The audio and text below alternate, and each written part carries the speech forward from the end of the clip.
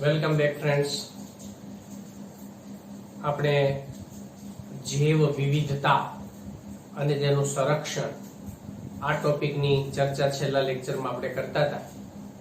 એમાં છેલ્લે આપણે જૈવ વિવિધતાના જે પ્રકારો છે એના વિશેની વાત એમાં પૂરી કરી હતી. હવે એના પછી જો આપણે આગળ વધીએ કે જૈવ વિવિધતા જે છે એની પૃથ્વી અને ભારતમાં આપણને કેટલી જાતિઓ જે છે એ જોવા મળતી હોય છે, તો એના વિશેની હવે એમાં આપણે ચર્ચા આગળ વધારીએ છીએ.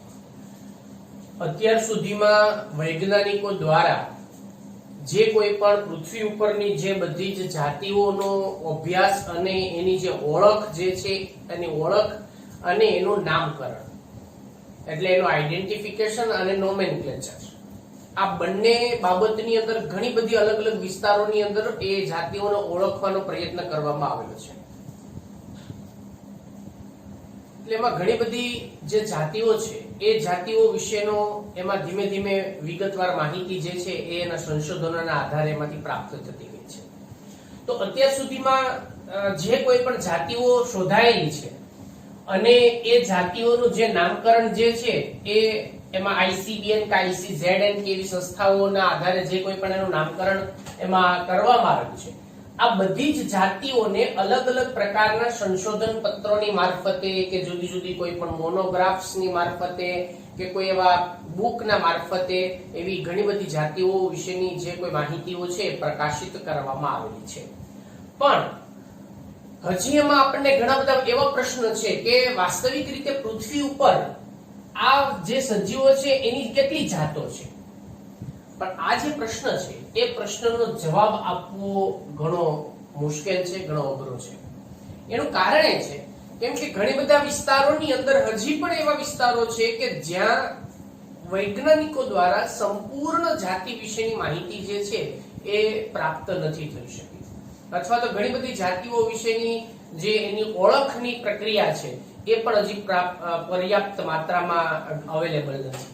એટલે આ બધા જ જે ઘણી બધી બાબતોના આધારે આપણે એવું કહેવું મુશ્કેલ છે કે ભાઈ અત્યાર સુધીમાં એક્ઝેક્ટ આટલી જ વનસ્પતિ કે પ્રાણીઓની કુલ જાતો પૃથ્વી ઉપર આપણને જોવા મળે છે, પણ જે અંદાજ છે એના કરતા પણ કદાચ વધારે પણ હોઈ શકે છે અને જે અંદાજ મુજબ કદાચ એનાથી ઓછી પણ જાતિઓની સંખ્યા જે છે હોઈ શકે છે. કેમ કે ઘણી જાતિઓ જે પૃથ્વીના ઉદ્ભવથી લઈને અત્યાર સુધીની જો આપણે વાત કરીએ તો એમાંની ઘણી બધી જાતિઓ એવી છે કે જે જાતિઓ અત્યાર સુધીમાં એ કદાચ લુપ્ત પણ થઈ ગઈ હોય, નાશપ્રાય પણ થઈ ગઈ હોય, છતાં પણ એની ઓળખ એમાં ન થઈ શકે. તો એવા પણ કેટલાક વિસ્તારોની અંદર આપણને એમાં જોવા મળતી હોય છે. એક જે ઇન્ટરનેશનલ લેવલ ઉપરની જે એક સંસ્થા છે જેને આપણે IUCN તરીકે ઓળખી શકાય. IUCN આનું પૂરું નામ જે છે તમારે ખાસ એમાં યાદ રાખવું, international union for conservation of nature and natural resources. બરાબર, તો આ international union for conservation of nature and natural resources, તો આ જે આખું જે યુનિયન છે એ યુનિયન દ્વારા 2004 ની જે યાદી છે એ બહાર પાડવામાં આવેલી છે. વિશ્વની અંદરની જે જાતિઓની સંખ્યા છે એમાં ખાસ કરીને વનસ્પતિ અને પ્રાણીની જાતોની જે કુલ સંખ્યા છે, બરાબર, એ 1.5 મિલિયન કરતા આપણને વધારે એમાં જોવા મળતી હોય છે. બરાબર, એટલે આ રીતે એનો અંદાજ જે છે એ પૃથ્વી ઉપરની જે જાતિ છે 1.5 મિલિયન કરતા એ વધારે હોવાનો અંદાજ એમાં આપણને જોવા મળતો હોય છે. પણ મેં જે આગળ વાત કરી તમને એમ કે એમાંની ઘણી બધા વનસ્પતિ અને પ્રાણી સમૂહોની જે શોધ છે એ એમાંની હજી ઘણું બાકી છે. બરાબર, અને એમાંય જો આપણે વાત કરીએ તો જુદા જુદા પ્રકારના જે કટિબંધિત વિસ્તારો છે એમાં ઉષ્ણકટિબંધના વિસ્તારો હોય, સમશીતોષ્ણ કટિબંધના વિસ્તારો હોય. સમશીતોષ્ણ કટિબંધના વિસ્તારોની અંદર હજી ઘણી બધી જે સંશોધનો છે એ આપણે એવું કહી શકાય કે ભાઈ સંતોષકારક રીતે ઘણા પૂર્ણ થયેલા છે.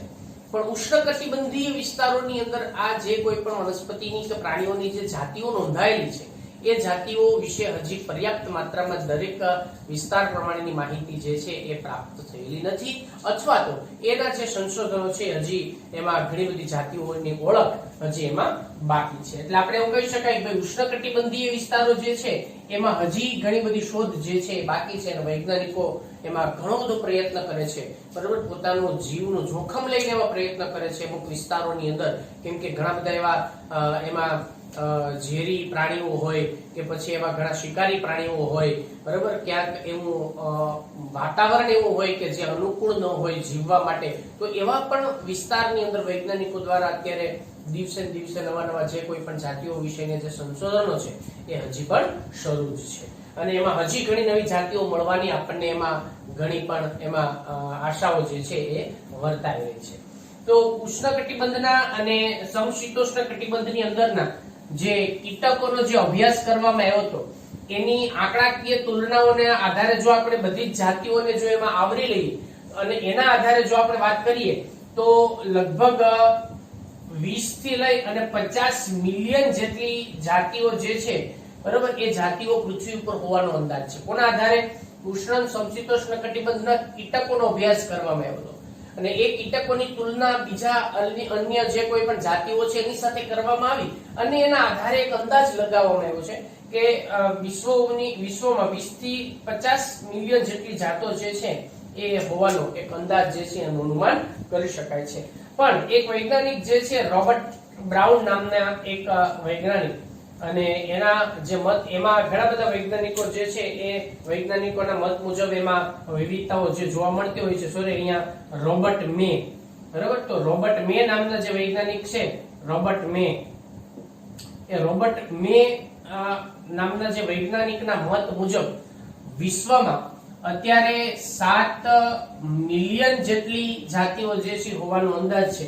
વાસ્તવમાં આ આંકડો જે આપવામાં આવ્યો છે એ ઘણો એના કરતા બમણા કરતા પણ વધારેનો છે, પણ રોબર્ટ મે ના મત મુજબ આટલી જાતિઓ જે છે વિશ્વમાં હોવાનો અંદાજ લગાવવામાં આવેલો છે. અને એના જે અંદાજ છે એની વર્તમાન પરિસ્થિતિના આધારે એમાં અહીંયા જે તમને ડાયાગ્રામ બતાવવામાં આવી છે એની અંદર કેટલાક બાબતો જે છે અથવા કેટલીક એમાં પૃષ્ઠવંશીય સજીવોની વાત કરીએ, પૃષ્ઠવંશીય સજીવો અને વનસ્પતિની અંદરની અલગ અલગ પ્રકારની જે સમૂહો છે, જે એ સમૂહો વિશેની અહીંયા કેટલીક બાબતો રજૂ કરવામાં આવી છે.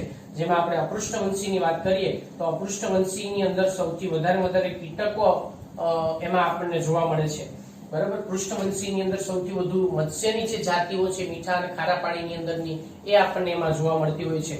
વનસ્પતિની અંદર જો વાત કરીએ તો એમાં આપણને ફૂગ અને જે આવૃત બીજધારી વનસ્પતિની જે જાતિઓ છે એ આપણને વધારે માત્રામાં આપણને જોવા મળતી હોય છે. તો આના આધારે એવું અનુમાન જે છે એ આપણે બધા લગાવી શકીએ છીએ. અને એ જ વર્તમાન પરિસ્થિતિના આધારે કેટલાક બાબતોની અંદરના જે તારણો છે, તારણો અહીંયા આપણે એમાં જુદા પાડવામાં આવેલા છે. તો તારણો વિશેની જો આપણે વાત કરીએ તો આ બધી જ બાબતોની અંદર જો આપણે વાત કરીએ તો સૌથી વધારેમાં વધારે પૃથ્વી ઉપરની જે કુલ જાતિઓ છે એ જાતિઓમાં 70% થી વધારે પ્રાણીની જાતિઓ આપણને એમાં જોવા મળે છે. એટલે વનસ્પતિની જાતિઓ જે છે, વનસ્પતિ સમૂહ એ સામાન્ય રીતે એમાં 22% થી વધારે નથી. પ્રાણી સમૂહ જે છે એ 70% થી વધારે હોવાનો અંદાજ એમાં લગાવી શકાય છે, બરાબર. આ બધી જે કોઈ પણ માહિતીઓ છે એના આધારે આપણે એવું એમાં એક અંદાજ જે છે એટલા કેટલાક તારણો એના વિશેના એમાં કાઢવામાં આવેલા છે.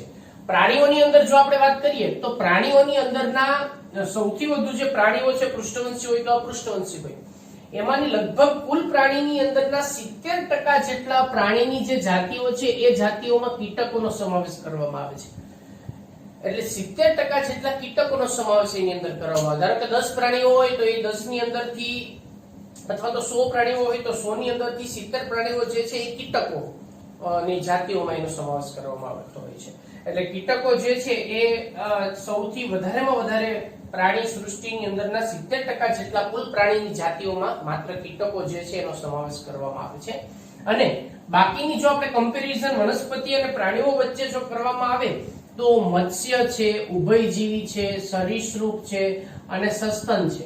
આ પ્રાણીઓની જો આપણે કમ્પેરિઝનમાં જો વાત કરીએ તો એની જે કુલ સંખ્યા છે એ ફૂગની જાતો જે છે એ ફૂગની જાતો એના કરતા આપણને વધારે સંખ્યામાં જોવા મળતી હોય છે. એનો અર્થ એ થાય કે વનસ્પતિ સૃષ્ટિમાં ફૂગ જે છે એની ઘણી બધી મોટી જાતો આપણને એમાં જોવા મળતી હોય છે.